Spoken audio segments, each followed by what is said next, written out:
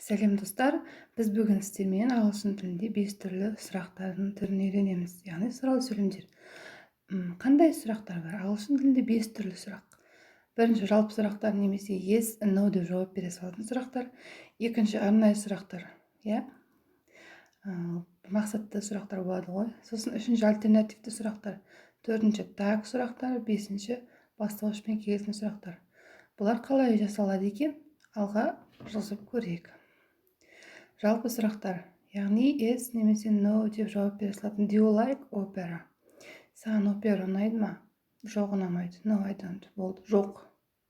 Не үшін деген сияқты сұрақ жоқ бұл жерде. Просто ұнай ма, ұнамай ма? Жоқ. Are you a football player? Сен футбол ойыншысың ба? Yes, I am. Мен футбол ойыншысымын. Болды, жауап Осында біз жалпы сұрақтар деп айтамыз. Арнайы сұрақтар олар where, why, how, who, when, which, what, how often, how far, how old. Осылай кете береді. Бұл арнайы сұрақтар. Бұларға не жатады? Мысалы үшін why do you like swimming? Сен неге жүзуді жақсы көресің дейді. Бір қандай да мақсатта сұрап тұр. Оның жауабын білу мақсатында, неге сен жүзуді жақсы көресің?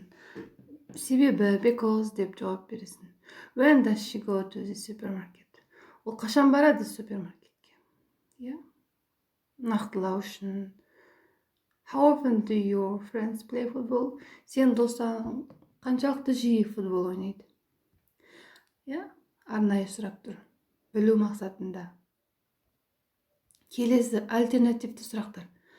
Are you married or single? Бұлай болмаса бұлайсың ба деген сияқты. Сен үйленгенсің бе немесе жалғызсың ба деп тұр. Мына варианты болмаса, мына вариантын таңдайды. I'm married дейді. Мен үйленгенмін деп. Do you work or study? Сен жұмыс істейсің ба, әлде оқисың ба? I work немесе I study. Біреуін таңдап жауап береді. Келесі таг сұрақтар. Таг сұрақтар біліп тұрып сұрайды кейде. You are Masha's sister, aren't you? Сен Машаның әпкесісің ғой, солай ғой? Солай, немесе жоқ, олай емес деген сияқты. You can't swim, can you? Сен жүзу білмейсің ғой, солай ма? Деген сияқты. Сен осындайсың ғой, сондай ма? Ол сенің досың ба? Солай ма? Деген сұрақтар таг сұрақтарға кетеді екен. Ал енді бастауышпен келетін сұрақтар олар Who wrote Master and Margarita? Мастер және Маргаританы кім жазды дейді. Бұл жерде бастауыш ол бізде Master and Margarita. Ал сұрақ ол бізде Who reads books? Кітаптарды кім оқыды? Немесе оқиды. Which city is the biggest? Қай қала ең үлкен, әлемде ең үлкен қала деген сияқты. Бұл жерде city бастауыш болып бізде, which бізде сұраулы сөйлем болып келеді екен. Жалпы осы достар, естеріңізге сақтап алыңыздар.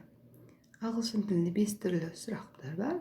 Жалпы сұрақтар yes немесе no деп жауап бере саласыздар. Арнайы сұрақтар жаңа айтып кеткендей, альтернативті сұрақтар және таг сұрақтар бастауыштан келетін сұрақтар. YouTube каналыма жазыла кетіңіздер. Келесіде кездескенше.